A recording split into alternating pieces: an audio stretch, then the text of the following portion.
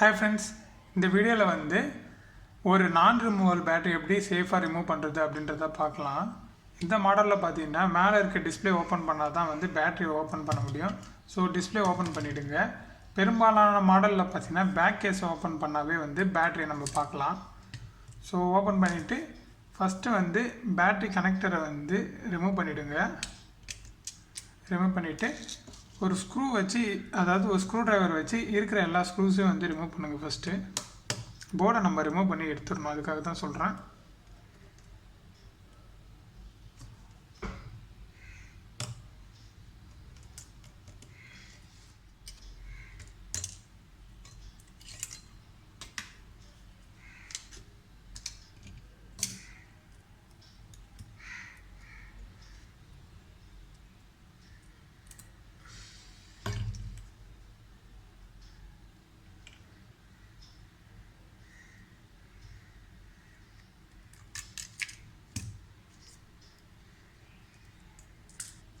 Okay, remove பண்ணிவிட்டு இப்போ நம்ம என்ன பண்ண போகிறோம் அப்படின்னா, இந்த பேட்டரி எப்படி ரிமூவ் பண்ணுறது அப்படின்ட்டு தான் ஃபர்ஸ்ட் சொல்லிடுறேன். ஸோ நீங்கள் எல்லோரும் ட்ரை பண்ணுறது வந்து பார்த்தீங்கன்னா, இது போல் மெட்டலை வச்சு நீங்கள் ரிமூவ் பண்ண ட்ரை பண்ணுவீங்க. அப்படி ட்ரை பண்ணவே கூடாது. ஏன் அப்படின்னா 2 ரீசன் இருக்குது. ஃபஸ்ட்டு ரீசன், இந்த பேட்டரியெல்லாம் லித்தியம் அயான் லித்தியம் பாலிமர், இதில் சின்னதாக ஹோல்ஸ் வந்தாலும் வந்து இந்த பேட்டரி வந்து வெடிச்சிடும். ஸோ அதுக்காக மெட்டல் வந்து நம்ம யூஸ் பண்ணக்கூடாது. செகண்ட் ரீசன் என்ன அப்படின்னா, சில மாடலோட ஸ்ட்ரிப்பு வந்து இந்த பேட்டரி கீழே வந்து போயிட்டு இருக்கும்.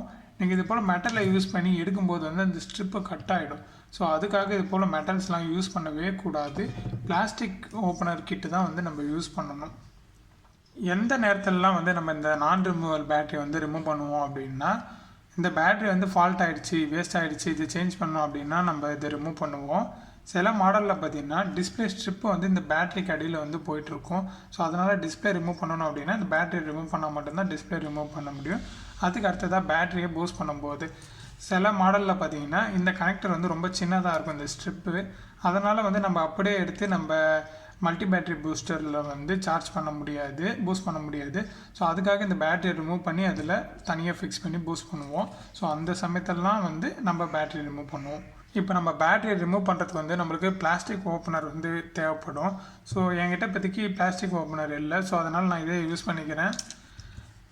அது மட்டும் இல்லாமல் நம்மளுக்கு இது போல் கான்டாக்ட் க்ளீனர்னு சொல்லக்கூடிய இந்த ஸ்ப்ரே வந்து நம்மளுக்கு யூஸ் ஆகும். இது இல்லைனாலும் பரவாயில்ல, ஐபிஎஸ் சொல்யூஷன் இருந்தாவே எல்லா ப்ராப்ளமே வந்து நம்ம சால்வ் பண்ணிடலாம் ஈஸியாக. ஸோ ஐபிஎஸ் யூஸ் பண்ணலாம், இல்லைனா வந்து இந்த கான்டாக்ட் க்ளீனர் யூஸ் பண்ணிக்கலாம். இப்போ என்ன பண்ணுறீங்கன்னா, இது போல் ஒரு டெம்பர் கிளாஸோ இல்லை டெம்பர் கிளாஸ் மேலே இருக்க ஸ்டிக்கரை வந்து எடுத்துக்கோங்க. அதாவது அந்த லேபிள் எடுத்துக்கோங்க, தின் ஷீட்டு எடுத்துகிட்டு நம்ம ஏதோ ஒரு கார்னர், ஓகேவா, இந்த கார்னர் இல்லை இந்த கார்னர் இல்லை இந்த கார்னர் யூஸ் பண்ணிக்கலாம். எக்காரணத்துக்கு கொண்டும் மேலே இருக்க அந்த ஸ்டெப்பு பக்கம் வந்து நம்ம போகவே கூடாது, அது டேமேஜ் ஆகவே கூடாது. இந்த 3 கார்னரில் எந்த கார்னர் வேணால் யூஸ் பண்ணிக்கலாம். ஃபார் எக்ஸாம்பிள் இந்த எல்லா கார்னர்லேயும் வந்து கேப் இருக்கும், கொஞ்சம் கேப் இருக்கும். இது போல் இந்த ஷீட் போகிற அளவுக்கு கேப் இருக்கும். ஸோ நான் இப்போ இந்த கேப்பில் வந்து இதை இன்சர்ட் பண்ணுறேன். இன்சர்ட் பண்ணிவிட்டு ஓகே, இந்த இடத்துல வந்து இதை நான் ஸ்ப்ரே பண்ண போகிறேன்.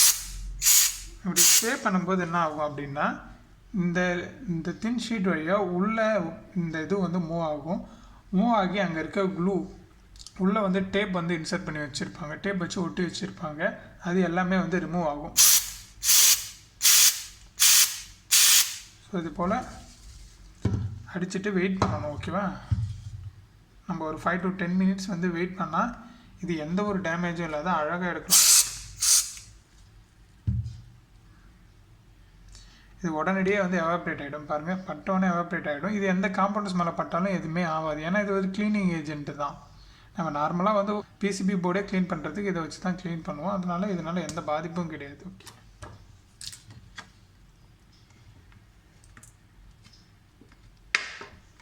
இன்சர்ட் பண்ணுங்கள்.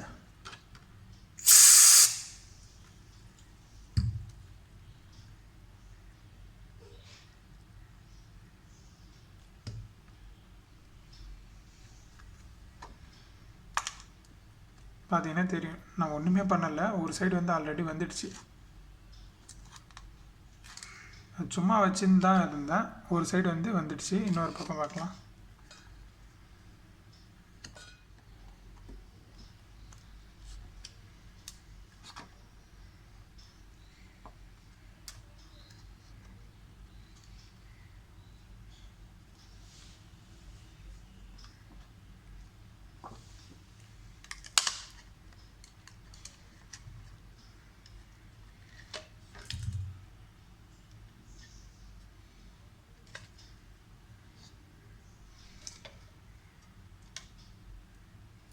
ஓகே பாருங்கள், இவ்வளோ அழகாக எந்த ஒரு டேமேஜுமே இல்லை, ஈஸியாக வந்து நம்ம கைக்கு வந்துடுச்சு.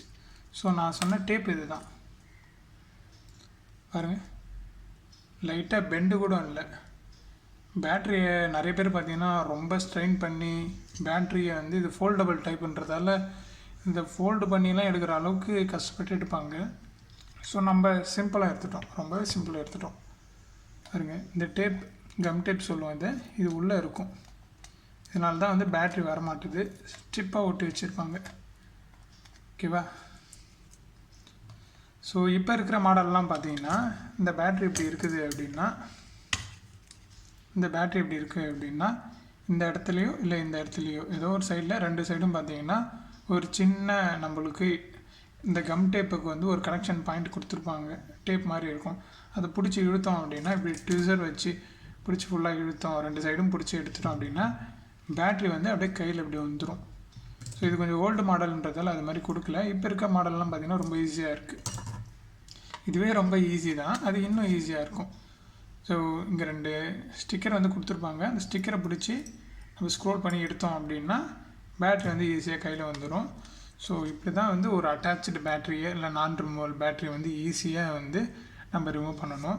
ஸோ இந்த ஸ்ப்ரே இருந்தால் ஓகே, இல்லை அப்படின்னா ஐபிஐ யூஸ் பண்ணிங்க. ஐபிஐ யூஸ் பண்ணிவிட்டு கொஞ்சம் நேரம் வெயிட் பண்ணுங்கள், ஒரு 5 to 10 minutes. நான் பார்த்தீங்கன்னா ஒரு லைவாக தான் எடுத்துகிட்டு இருக்கேன், எந்த ஒரு ஸ்ட்ரெயினும் நம்மளுக்கு எதுவுமே இல்லை. ரொம்ப ஈஸியாக வந்து நம்ம ஒரு நான் ரிமூவல் பேட்ரி எடுத்துட்டோம். ஓகே, இதை இப்போ எப்படி திரும்ப ஃபிக்ஸ் பண்ணலாம் அப்படின்றத பார்க்கலாம். இந்த க்ளூ வந்து உங்ககிட்ட அப்படியே இருந்தது அப்படின்னா நீங்கள் அப்படியே ஃபிக்ஸ் பண்ணிடலாம், நம்மளுக்கு இது தேவையில்லை. ஓகேவா? நம்ம புதுசாக வந்து அப்ளை பண்ணிக்கலாம். இது எடுக்கிறதுனா எடுக்கலாம், இல்லைனா அப்படியே விட்டுருங்க. விட்டுட்டு ஸோ இந்த டபுள் சைட் டேப் நம்ம யூஸ் பண்ணிக்கலாம். நீங்கள் டச் கம் யூஸ் பண்ணாலும் ஓகே தான், இல்லை டபுள் சைட் டேப்பை நீங்கள் யூஸ் பண்ணிக்கலாம். ஜஸ்ட்டு எங்கே அந்த இடத்துல இருந்ததோ அந்த இடத்துல லைட்டாக கொஞ்சம் டேப் ஓட்டிட்டு கட் பண்ணிவிடுங்க ரெண்டு சைடும். இது மாதிரி ஒட்டினீங்கன்னா வந்து உங்களுக்கு பேட்ரி வந்து ஷேக் ஆகுதோ இல்லை கான்டாக்ட் லூஸாக இருந்தது அப்படின்னா மொபைல் வந்து ஆஃப் ஆகிடும், தெரியும் உங்களுக்கு. ஸோ அந்த பிரச்சனை வரக்கூடாதுன்னா நம்ம இது போல் ப்ராப்பராக பண்ணிடலாம். ஓகே, ஜஸ்ட் அந்த டேப்பை இப்படி ஒட்டிடுங்க. ஒட்டிட்டு மேலே இருக்க அந்த லேயரை மட்டும் எடுத்துருங்க.